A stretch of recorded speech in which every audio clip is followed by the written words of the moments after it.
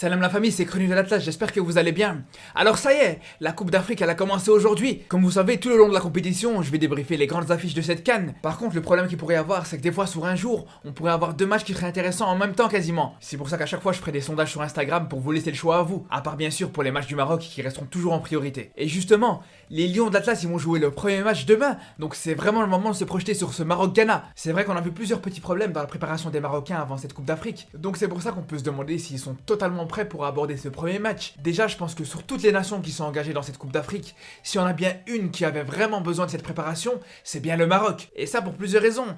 Déjà, la première, comme j'ai dit dans ma dernière vidéo où je parlais des Lions d'Atlas, cet effectif marocain il est vraiment très jeune, il y a seulement très peu de joueurs qui ont joué la CAN. En plus Vaïd il va faire seulement sa première compétition officielle avec les Lions de l'Atlas. Mais surtout il y a une raison importante, c'est que cette équipe du Maroc, ça fait pas non plus longtemps qu'elle rassure vraiment et qu'elle est hyper convaincante. Et je rappelle quand même que c'est seulement à partir du mois d'octobre qu'ils ont commencé à montrer des choses intéressantes dans le jeu, et surtout qu'ils ont commencé enfin à gagner leur match beaucoup plus facilement. Mais avant ça les victoires elles étaient vraiment poussives, le niveau il était vraiment inquiétant, et surtout le jeu de cette équipe du Maroc, il donnait vraiment pas envie de regarder les matchs. Et récemment, le niveau il a vraiment progressé et c'est une bonne chose. Mais justement, ce qu'on aurait vraiment aimé, c'est que pendant cette préparation, ils en profitent pour peaufiner les progrès qu'ils ont acquis ces derniers mois. Et le fait que le Maroc n'ait pas eu l'occasion de jouer les matchs amicaux qui étaient organisés, je trouve que ça peut être vraiment un problème. Et justement, je trouve qu'un match amical ou deux avant cette Coupe d'Afrique, ça aurait été vraiment le top, déjà pour peaufiner le travail qui a été fait, mais aussi pour permettre aux joueurs qui vont jouer cette CAN de vraiment retrouver leurs automatismes entre eux avant de commencer la compétition, mais surtout de se réhabituer au système de jeu et à l'animation qui est en place avec le Maroc. Mais surtout, je pense que ces matchs amicaux,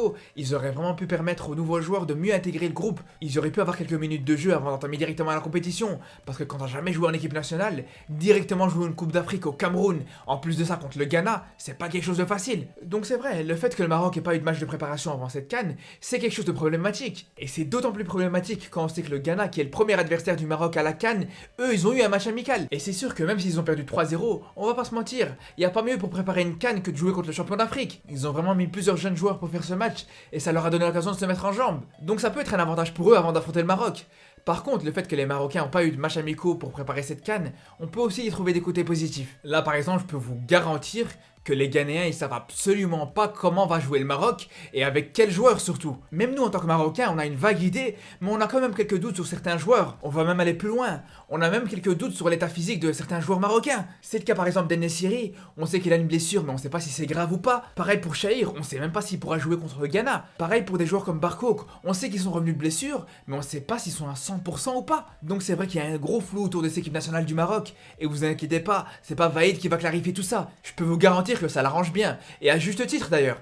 Mais tout ça pour dire que le fait que le Maroc ait pas pu jouer ses matchs amicaux, ça aura au moins l'avantage de pas éclaircir certains points autour de cette équipe. Après pour parler du match en lui-même, autant comme je l'avais déjà dit, je vois pas le Maroc comme un favori pour la compétition, mais pour ce match de poule contre le Ghana, on va pas se mentir, si le Maroc ne gagne pas, ça serait vraiment une surprise. Et ce serait même une déception de la part du Maroc, parce que même si je suis réaliste sur le niveau réel de cette équipe, comme je vous avais déjà dit, je les vois mal aller jusqu'au bout de la compétition, mais ça n'empêche pas que pour moi, les Lions d'Atlas dans ce match contre le Ghana, ils sont largement favoris. Le Maroc est nettement supérieur, on va pas se mentir. On sait tous qu'actuellement le Ghana c'est une équipe qui est très vieillissante. On en est loin du Ghana des années 2010, avec par exemple Asamoah Gyan, Kevin Prince Boateng, les frères Ayou au sommet de leur forme, Muntari. Aujourd'hui le niveau de cette équipe il a clairement baissé. Et si on compare le niveau de l'effectif du Maroc avec celui du Ghana, on peut vraiment considérer que le Maroc est vraiment au-dessus, à part peut-être au milieu de terrain. Mais il n'y a pas qu'au niveau de l'effectif où le Ghana est moins dangereux. Même au niveau des résultats, ils sont beaucoup moins performants. On l'a bien vu dans leur match de qualification pour la Coupe du Monde. Ils avaient un groupe qui était largement à leur portée. Ils ont vraiment eu du mal à se qualifier.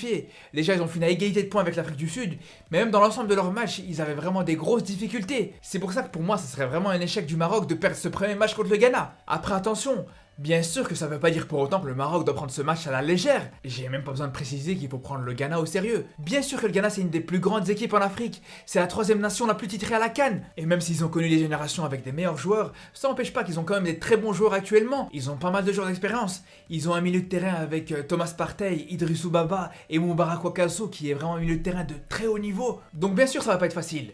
Par contre, je vous le dis, ça change pas. Le Maroc doit gagner ce match. Je suis désolé mais avec tous les joueurs que tu as au Maroc, avec tout le travail qui a été effectué sur ces derniers mois, tu peux pas commencer la CAN en perdant pour ton premier match. De toute façon on aura l'occasion d'en reparler pour le lendemain du match avec j'espère une victoire du Maroc. Sinon en attendant je vous dis à très bientôt et surtout d'ici là, prenez soin de vous.